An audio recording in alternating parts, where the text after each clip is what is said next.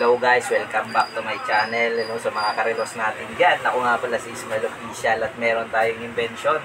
So, para hindi na tayo magbukas lagi ng battery, kung magche-check tayo ng mga relo kung okay pa ba o hindi na, nandito pala ang aking tester na powered by 3 volts at gamit lamang ang battery tester o yung pulse tester ng ating checker, saka ang ating glass mirror. Ayan, gamit ng glass mirror, malalaman agad natin kung sira na ba ang circuit lock ng relos or gumagana pa. So gagamitin muna natin ang pulse test mga karelos, no? So gagamitan natin ng sample yan. So ito ang ating sample. So walang battery. Ang yung ibang mga watch repair, wala silang tester na ginagamit. So ito meron tayong tester na invention, sariling gawa.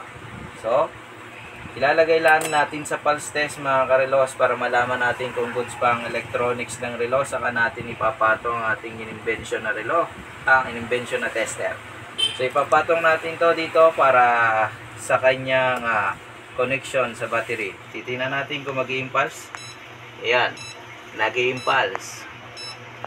Powered by 3 volts. So malalaman agad natin na tumatakbo yung kanyang electronics o buhay yung kanyang electronics. So hindi mo na kailangan magbukas ng battery. Kung ito'y sira katulad nito mga karelos, no?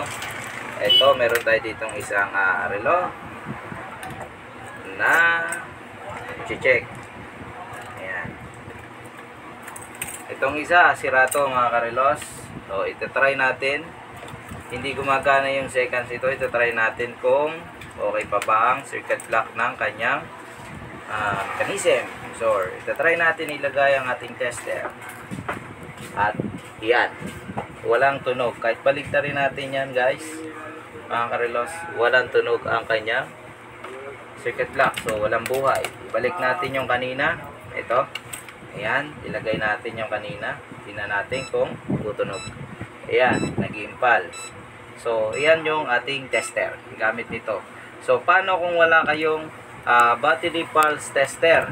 Madali lang yon. Gumawa lang na kayo ng ganitong klase, yung reflector ng ating glass. So ang harap clear glass, yung sa ilalim yung salamin. Ganito naman ang pag-check.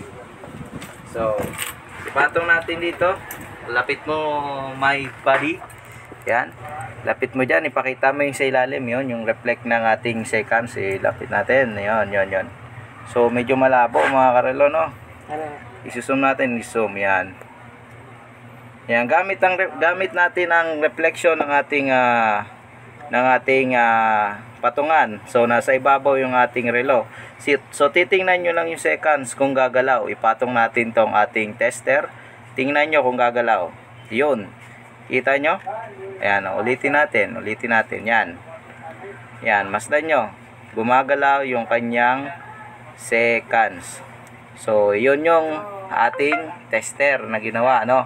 Para sa mga kapwa nating relohero na walang pambili ng mga mamahaling gamit. So, powered by 3 volts battery, makakatipid na tayo at hindi tayo lagi magbubukas ng battery pack. So, yun lang. Maraming salamat.